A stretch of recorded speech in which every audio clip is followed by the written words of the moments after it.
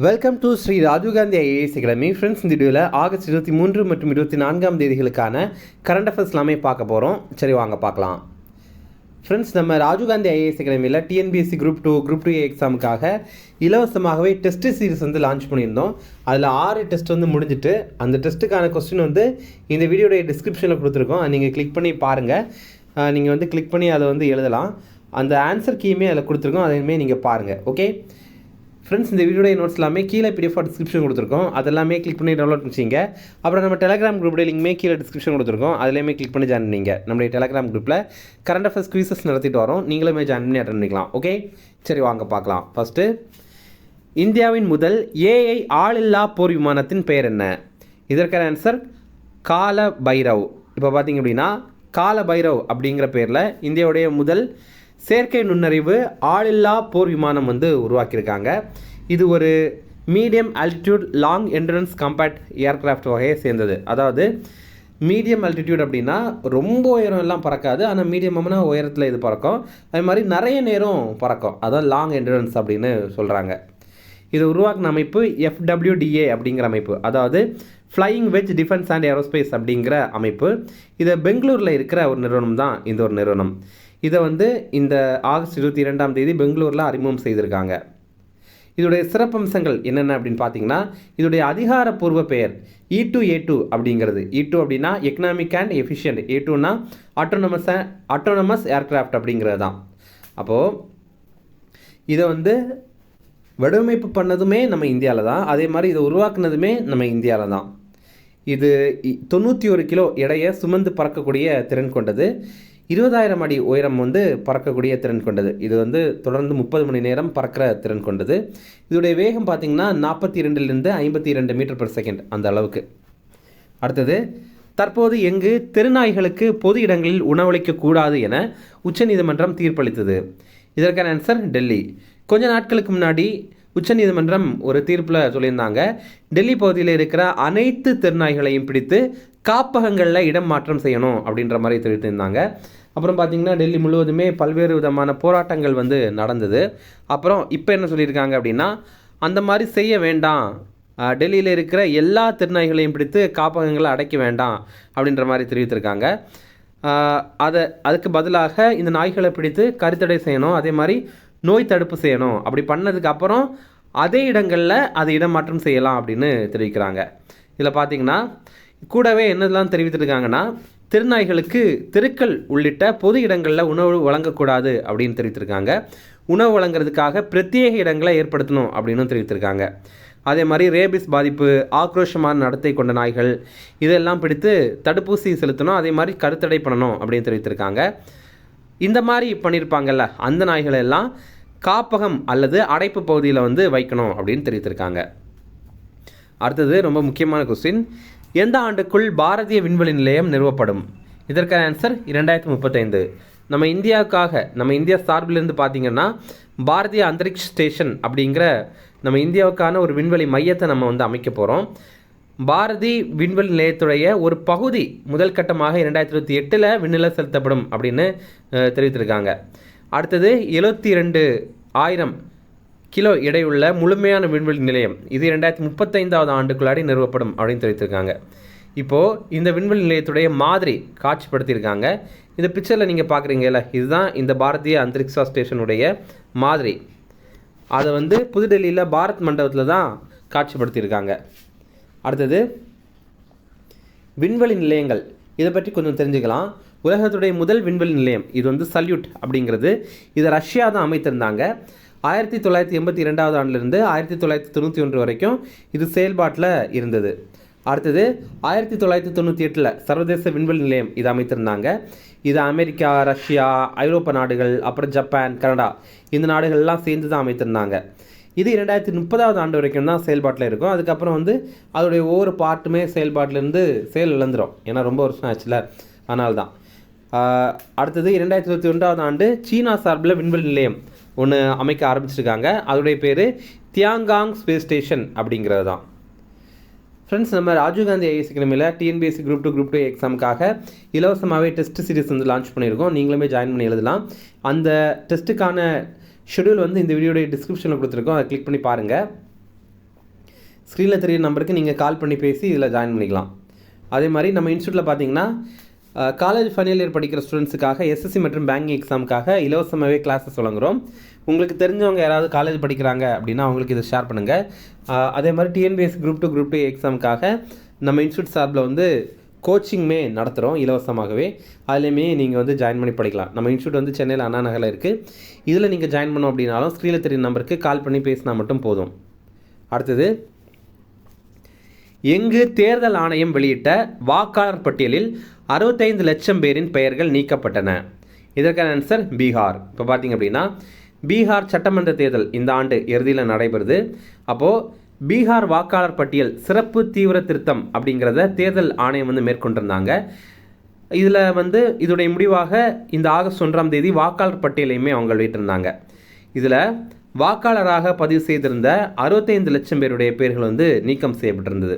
அப்புறம் இது வந்து பல்வேறு விதமான போராட்டங்கள் இதன் மூலமாக வந்தது. என்னென்னா, ஒரு மாநிலத்தில் 65 லட்சம் பேருடைய பேர்கள் வந்து வாக்காளர் பட்டியலேருந்து நீக்கிட்டாங்க அப்படின்னா அப்போ அவங்கெல்லாம் என்ன நினைப்பாங்க?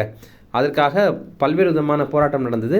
உச்சநீதிமன்றத்திலையும் இதற்கான வந்து கேஸ் நடந்தது. இப்போது உச்சநீதிமன்றம் என்ன தீர்ப்பு வழங்கியிருக்காங்க அப்படின்னா, இந்த விடுபட்ட வாக்காளர்கள் இருக்காங்களே அவங்க வந்து ஆதாரோட அவங்களுடைய விண்ணப்பத்தை வந்து சமர்ப்பிக்கணும் தேர்தல் ஆணையத்துக்கிட்ட. இந்த மாதிரி வந்து எங்களையும் சேர்த்துங்க அப்படின்ற மாதிரி ஆதாரோட சமர்ப்பிக்கணும் அப்படின்னு கேட்டிருந்தாங்க.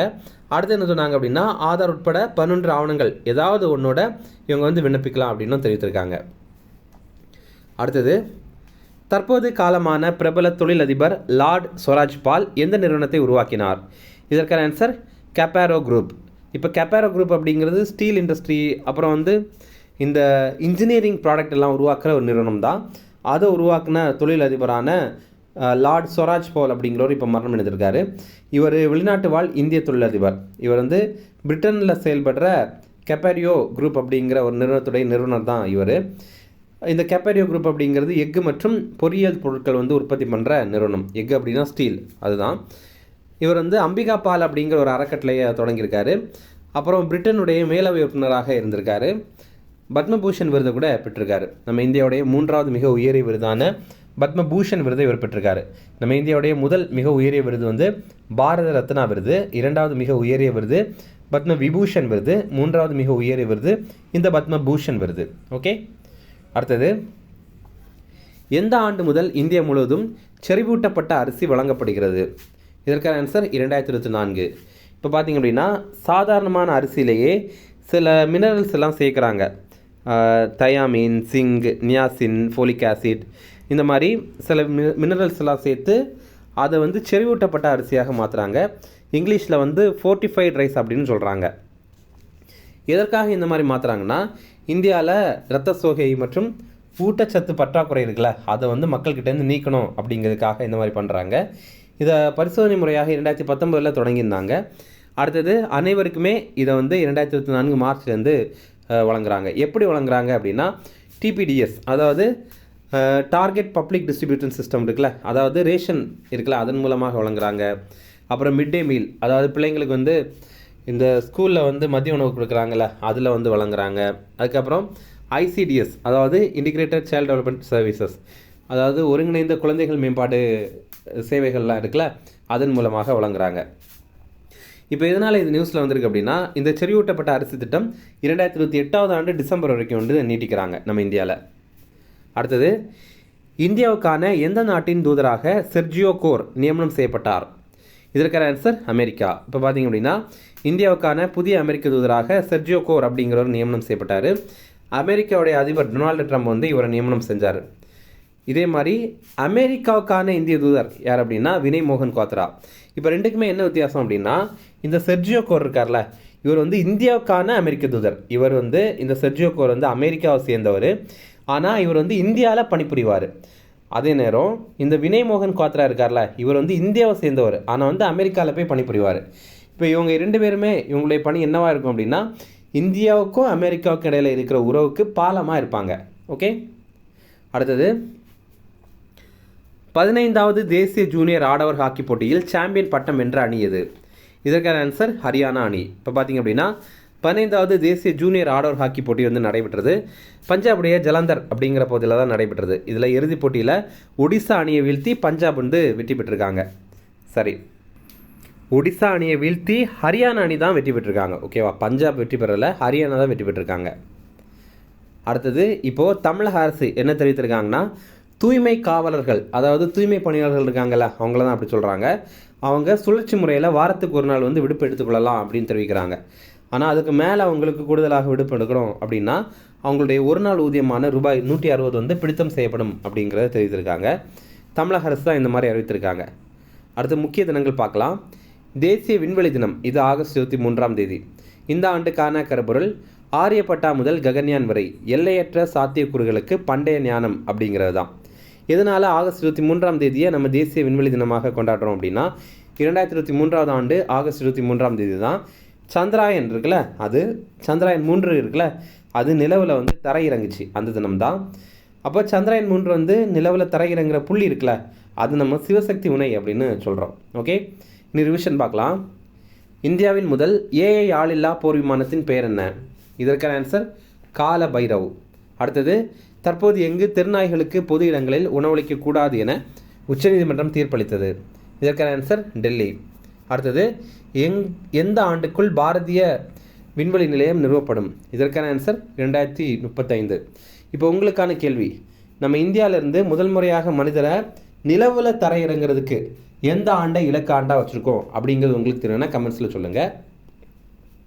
அடுத்தது, எங்கு தேர்தல் ஆணையம் வெளியிட்ட வாக்காளர் பட்டியலில் 65 லட்சம் பேரின் பெயர்கள் நீக்கப்பட்டன? இதற்கான ஆன்சர் பீகார். அடுத்தது, தற்போது காலமான பிரபல தொழிலதிபர் லார்ட் சொராஜ் பால் எந்த நிறுவனத்தை உருவாக்கினார்? இதற்கான ஆன்சர் கப்பாரியோ குரூப். அடுத்தது, எந்த ஆண்டு முதல் இந்தியா முழுவதும் செறிவூட்டப்பட்ட அரிசி வழங்கப்படுகிறது? இதற்கான ஆன்சர் 2024. அடுத்தது, இந்தியாவுக்கான எந்த நாட்டின் தூதராக செர்ஜியோ கோர் நியமனம் செய்யப்பட்டார்? இதற்கான ஆன்சர் அமெரிக்கா. அடுத்தது, 15வது தேசிய ஜூனியர் ஆடவர் ஹாக்கி போட்டியில் சாம்பியன் பட்டம் வென்ற அணி எது? இதற்கான ஆன்சர் ஹரியானா அணி. அவ்வளோதான் ஃப்ரெண்ட்ஸ், இந்த வீடியோ பிடிச்சினா கண்டிப்பாக லைக் பண்ணுங்கள், நம்மளுடைய சேனலுக்கு சப்ஸ்கிரைப் பண்ணி வச்சுங்க, உங்களுடைய நண்பர்களுமே ஷேர் பண்ணுங்கள். நம்ம சேனலில் பார்த்தீங்க அப்படின்னா முக்கியமான 100 கரண்ட் அஃபேர்ஸ் ஒவ்வொரு மாதத்துக்கும் போட்டுட்ருக்கோம். அதுக்கான லிங்க் வந்து கீழே டிஸ்கிரிப்ஷனில் கொடுத்துருக்கோம். அதே மாதிரி மத்திய அரசுடைய திட்டங்கள், மாநில அரசுடைய திட்டங்கள், இதற்கான லிங்க்குமே கொடுத்துருக்கோம். அதேமாதிரி கிளிக் பண்ணி பாருங்கள், உங்களுக்கு கண்டிப்பாக யூஸ்ஃபுல்லாக இருக்கும். Okay, thank you.